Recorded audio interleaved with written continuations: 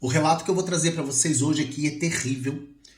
Quem me dera não fosse verdade. Quem me dera fosse só um conto de terror psicopático.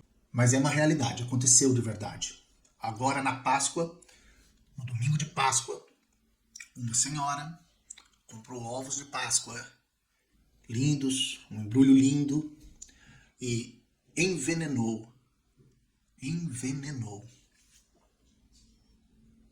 duas crianças e a mãe dessas crianças. Eu vou contar essa história com um pouco mais de detalhes para você. Vou falar o que a Bíblia diz a respeito disso e peço para você ficar comigo até o final desse vídeo. Esse fato aconteceu agora em Imperatriz, no Maranhão, e eu tenho uma ligação com Imperatriz. Foi lá que eu fiz o meu filme, né? Eu e minha esposa, sob a direção de Luaran Lins, um filme de Luaran Lins. Nós fizemos juntos lá esse filme, Bené. Então nós passamos em Imperatriz um bocado de tempo. Morei em São Luís do Maranhão, tenho uma ligação. Minha igreja é de São Luís do Maranhão, a Igreja Batista Nacional. E eu tenho uma ligação muito grande lá com o Maranhão nesse sentido. Estive em Imperatriz durante muito tempo. É com muita tristeza, realmente, que eu trago essa história, mas tem algumas aplicações bíblicas que nós devemos pensar a respeito dela. O que aconteceu? A senhora Jordélia, ela está como suspeita de ter, no dia 16, ido para a Imperatriz do Maranhão. Ela não é de lá, ela é de Santa Inês. E ela foi para o Maranhão. Existem imagens dela lá em Imperatriz. Existem imagens dela dentro de um local, comprando os chocolates, comprando os ovos de Páscoa, comprando aquela lembrança, né? Aquele presente. Existe, ela estava camuflada com óculos e tal. E ela, de forma anônima, escreveu um bilhete. E nesse bilhete ela escreveu com muito amor, e enviou para essa família, para essa mãe e para os seus 2 filhos. Foi tudo premeditado, foi tudo pensado e tem aspectos de horror nisso. Então uma pessoa se desloca da sua cidade para outra cidade, vai num local disfarçado, compra ovos de chocolate na Páscoa. E de forma anônima manda um bilhete dizendo com amor. Essa é a Jordélia. As vítimas que supostamente sofreram isso nas mãos dela. Ela está presa, tá? Provisoriamente. Ela é uma suspeita já presa.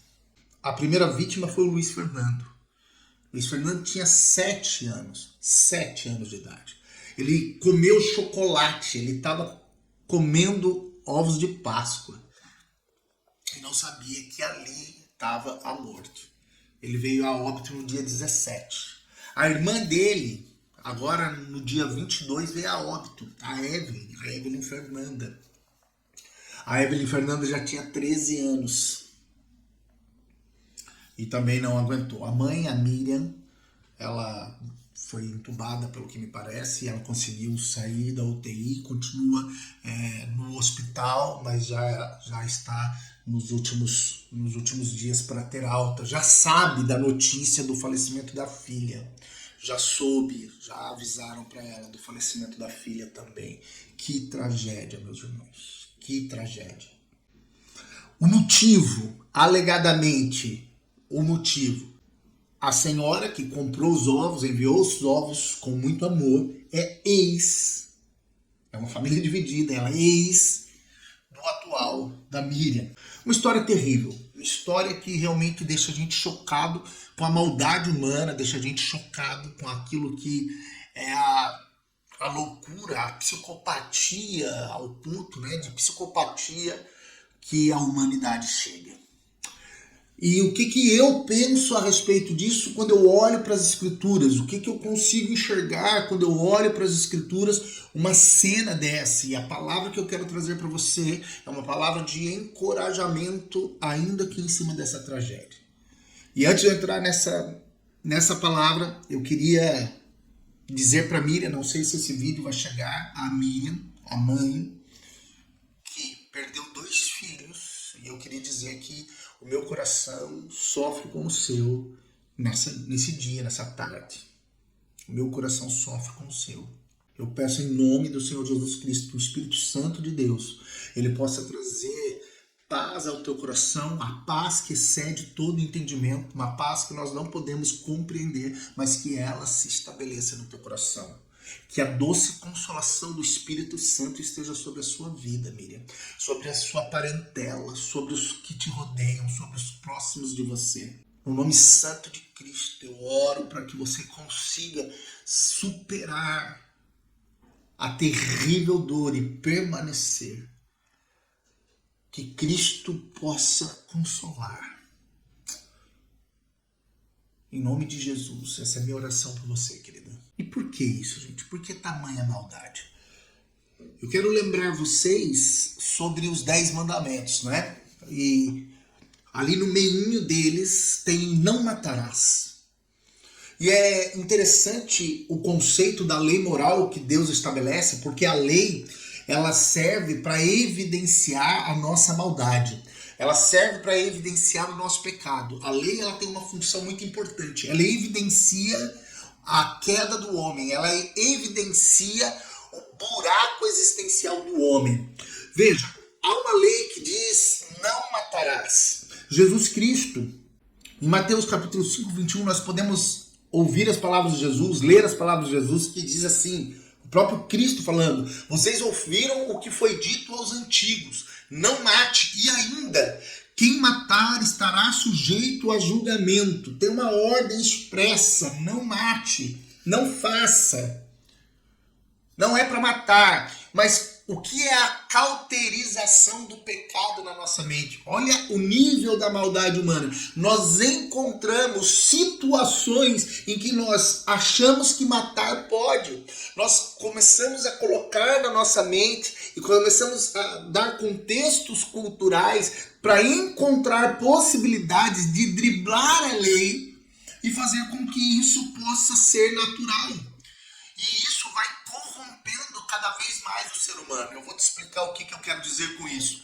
A lei diz não matará. Ela não diz exceções a isso. Ela não coloca exceções. Ela diz não matará. Mas o pecado do homem se evidencia quando, por exemplo, nós acreditamos que um soldado a serviço do seu país pode matar. Veja, parece algo bom, parece algo bacana. Então, parece que é algo certo, parece que é algo justo. Então, nós agora abrimos esse precedente. Não, ok, nessa situação pode matar. Um policial que deflagra uma ação criminosa e para cuidar da sua vida fere de morte o outro. E nós aceitamos isso. Por quê? Porque é legítima defesa. A legítima defesa, então, ela abre o precedente para matar. Ela nos dá esse precedente, ela nos dá essa opção. Aí nós pegamos questões um pouco mais culturais, quando, por exemplo, algumas tribos indígenas pegam crianças que nasceram com algum tipo de deficiência e sacrificam. E aí agora nós defendemos o contexto cultural. E por essa defesa do contexto cultural, a gente acha que também um bebê em formação no útero, ele também pode ser descartado. E nós vamos abrindo precedentes. E isso é cauterização da mente, porque a palavra expressa é não mate. E Jesus vai ainda muito mais profundo nisso. Jesus, no verso 22, diz, eu, porém, lhes digo que todo aquele que se irar contra o seu irmão estará sujeito a julgamento. Aquele que antecede o pensamento e mantém o seu coração cheio de ira, aquele que se ira ao ponto de pensar numa estratégia para matar o próximo, esse já cai em julgamento. Por quê? Porque a degeneração, a degradação humana, a degradação do pensamento humano vai indo para níveis mais profundos e nós vamos tornando as coisas mais normais, as coisas vão ficando mais tranquilas de serem resolvidas, porque nós temos vários mecanismos excelentes de boas desculpas para permanecer no pecado, para permanecer na evidência do pecado, para burlar a lei, mas ainda assim permanecemos em pecado. Só há uma maneira de quebrar isso, é com Cristo. É só pela graça. Por isso que a lei é boa. A lei é boa porque ela evidencia o pecado. O que nós vemos nesse caso que aconteceu é uma evidência clara da degradação humana e do pecado. Há uma ira, inveja, há um pensamento sobre matar, sobre tirar a vida, sobre... E há uma série de boas desculpas. Há uma série de boas desculpas envolvidas nisso. Uma série. A pessoa ela vai se enchendo de boas desculpas para cometer o mal, para agir com o mal. E eu não estou falando só desse fato. Agora eu estou num âmbito mais geral, de uma maneira mais geral. Imagina isso acontecendo em vários níveis. Com tudo aquilo que a lei diz sobre cobiça, adultério, desejo ilícito. Então veja como nós estamos degradados. Essa é a degradação. Esse é o grande problema da humanidade. Há um abismo humano entre a perfeição da graça e entre aquilo que é a lei. Aquilo que é a lei moral. A lei moral ela está estabelecida no nosso coração. No coração de qualquer pessoa, não precisa ser cristão. A lei moral de Deus está estabelecida no coração. Nós é que vamos encontrando desculpas para perverter a lei, para quebrar a lei. E porque Deus sabe disso, desde antes da fundação do mundo, a nossa inclinação para o mal, a nossa inclinação à carnalidade, a nossa capacidade de encontrar boas desculpas para continuar fazendo mal, Ele enviou seu Filho na cruz e morreu pelos nossos pecados. O Senhor Jesus Cristo nos estabeleceu a graça. Porque só por meio da graça, só pela redenção em Cristo, nós podemos ser encontrados de alguma forma perdoados. Nós podemos ser encontrados justificados só por Cristo. Só por Cristo.